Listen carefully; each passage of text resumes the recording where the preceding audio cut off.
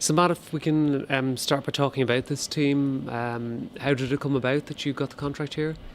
Yeah, well, I was talking to David over at the Worlds, and yeah, we just got talking about the team, and he he made me like a pretty good offer pretty early on, and he gave me a bit of flexibility. You know, he knew I was still pursuing a World Tour team and stuff, so he gave me a few weeks, and he said, yeah, see what happens, and if it doesn't work out, then kind of this offer's still there with us, so it's pretty good. How frustrating has this off season been? I mean, it's been, I think, probably one of the toughest years in terms of teams folding, etc. And then I guess you learned quite late the champion was going as well. So it must have been a stressful few weeks. Yeah, of course, it always is. You know, it's one of the bad parts of cycling. It's always, you know, only short contracts, and it's the same story every year. But yeah, it kind of made it a lot easier this year with David giving me a bit of stability. You know, I knew I wasn't in the position a lot of other guys were. They had nothing, so that was good to have that option. You know, just in case. But of course, I wanted to be back in the World Tour, and disappointed not to be. But yeah, it's how it is, I suppose. And as I said, I'm in a better position than a lot of guys, so I guess I'm lucky really. Looking back at your season with champion, what were the standout points?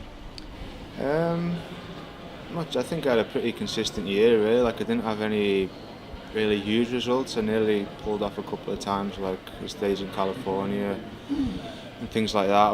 I was close, but I was just really happy with how I was racing all year. Really, I think I had a good start in the classics. I was really active and kind of got the most out of myself there. And throughout the year, really, you know, I didn't really have any real low points. I was just on a good level all year, I think. So I was happy with that one. So it's a good base for next year. You can step it up, I guess, from that. Hopefully, yeah. It kind of took me a bit of time to adjust to the different style of racing, and I had to totally change my mindset with what I was thinking about going into the races, and yeah, that took me a couple of months really to get into. So hopefully, you know, I'll have the same type of role next year. So it shouldn't take me. I should be straight into it, and you know, thinking about racing the same as I did really, and hopefully pull something off. Can you talk about the different roles? I mean, before this year and then 2013, how your racing style changed?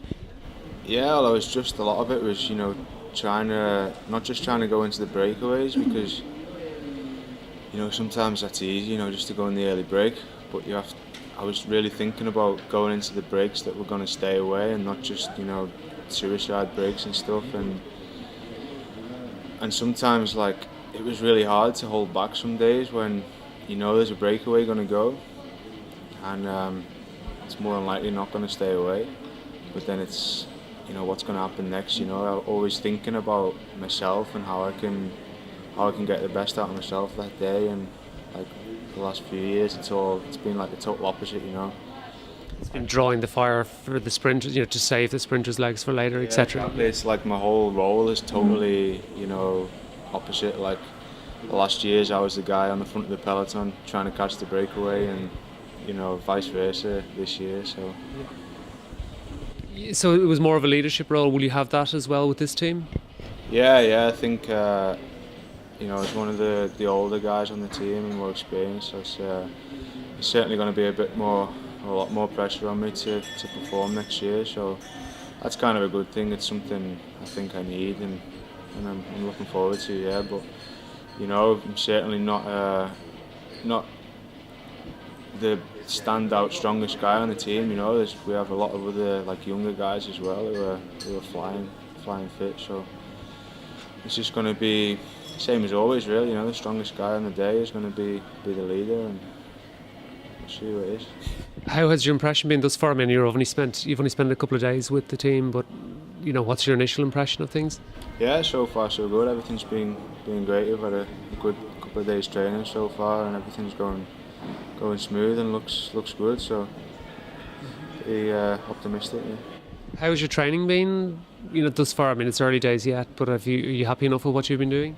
Yeah, I've kind of just been really trying to hold myself back. Like I took a really good chunk of time off after Japan Cup. Like I finished the season really tired. I had more than, I think I had like 85 days of racing and a lot of travelling, so normally I only have 3 weeks off. This season I had 5 weeks, and it was like I had 4 weeks off. That was my plan, to take 4 weeks and then start riding. But after 4 weeks I really didn't feel like riding my bike still, and I took an extra week and a bit off, so that was a bit different. But I think just with the experience of riding for so long, I kind of know, and I'm confident myself that how long it takes me to get fit, and first race is still like 8 weeks out or something, so there's no panic and no stress, and I'm just building up slowly, and trying not to go crazy too soon. What will you do before the season in terms of training, but also your location? Well, I'm always back in two, from Girona in Belgium, and a little bit of time in the UK, but I probably spend a lot of time out in Spain, up in Girona, and there's always some good guys to train up with there, so that's probably where I'll spend most of my time. Who do you tend to train with? A lot of the time with Dan. I'm out with Dan most days, and there's always people to ride with, and I train on my own a lot of the time as well, so it's a perfect place to ride, so it makes training easy being up there. What's good about it? Is it quiet traffic, or choice of roads, etc.? What are the things? That's the main draw for me. It's just so quiet and so safe. Obviously there's risk everywhere, but after getting run over, it's a big positive for me. Just to be able to ride, not thinking about traffic squeezing past you, but also the travel in there, the airports and everything just works there, and of course there's always people to ride with as well. And the weather's normally, it's not the best weather in the world, but it's never really bad, so I like it. And you have climbs as well if you want to do that? Yeah, that's another thing. There's everything, there's 40-50 minute climbs, there's 10-minute climbs. You can ride on the flat, and you're never riding on the same roads every day. Like this place here in Calpe, the weather's good and there's some nice roads, but it gets a bit repetitive after a few days, and that's something, of course, no bike rider likes. What's your initial schedule like? I'm looking to start in either Tour of the Med or Langkawi, and then after there I think a race over in Croatia, and then some more stuff in Europe. I think Normandy or Coppa Bartoli, depending on what the program ends up being. And what's your targets for those early races? I think it's going to be, in a team like this and with the program we have, it's going to be different strategy to World Tour. I don't think I can really say I want to go and have a block of training here and be really good here. I just think I need to start the season in best shape as I can, and just try and stay on a really good level all year, and just try and race aggressive, race positive, and try and pick something up. What would you like to get out of the year? I mean, if you could look 12 months down the line, what would you like to have done in that time? Of course, I need to win. I just need to win as many races as possible, and just kind of turn those near misses this year into wins next year, hopefully, and of course the nationals again. I want to try and defend that again. You've been Irish champion for 4 years in a row, so how has that been in terms of identity in the bunch and wearing the jersey?